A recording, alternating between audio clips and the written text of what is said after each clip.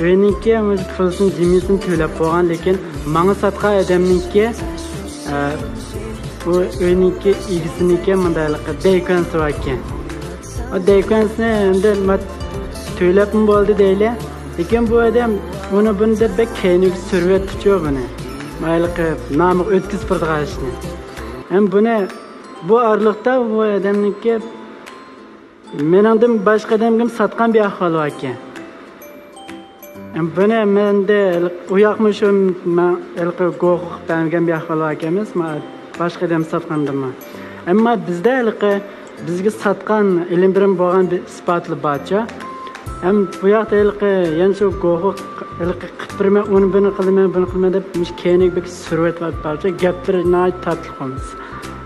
Ammo shuni ham qanday qarash kerak ekan, qanday bir taraf hal qilish kerak.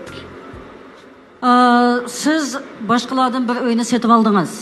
Uyni setilib, uyning bog'liq pulini uy sotqichiga berib bo'ldingiz. Hozir uyda siz egallab o'tiryapsiz.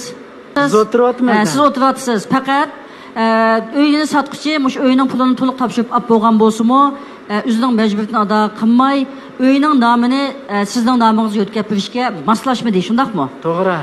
Undan bo'lsa, siz shu uy sotqichi bilan tuzgan o'tiringlardagi to'xtam bu her iki taraf ixtiyorlar bilan tuzilgan to'xtam bo'lgandan keyin bu inovatli to'xtam bo'ladi.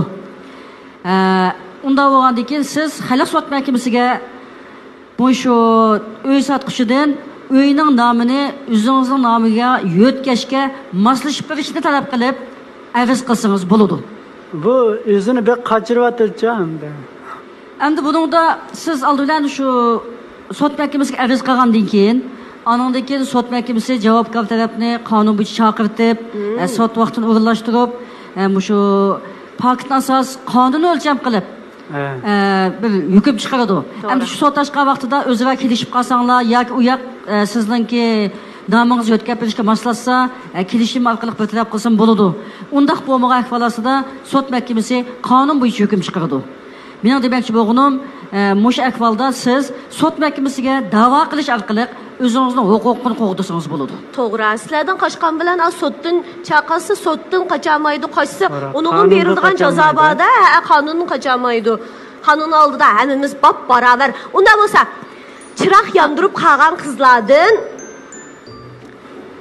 faqat va faqat xumorim bor ekan.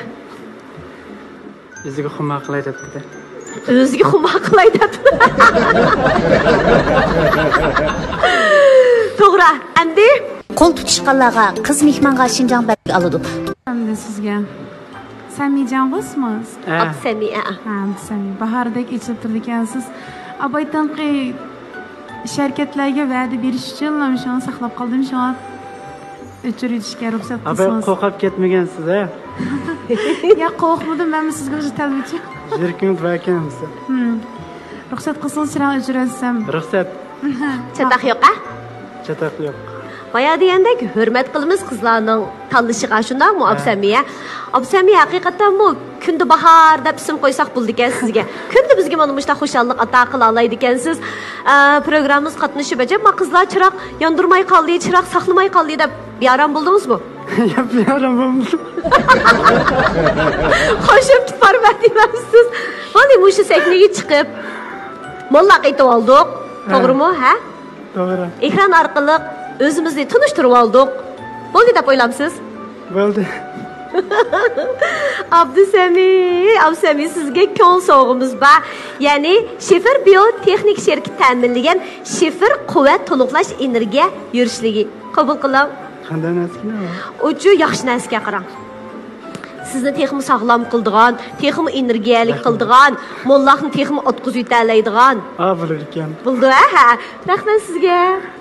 Sizga rahmat. Ben hoş olduk bugün. Rast siz bilan uchrashganimdan ben hoş almat. Rahmat. Rahmat. Ben sizlar bilan hoş aldım. Qaysam bilan? Bo'ldi. Absami hoş. Bo'l, uzatmalim. Hoş.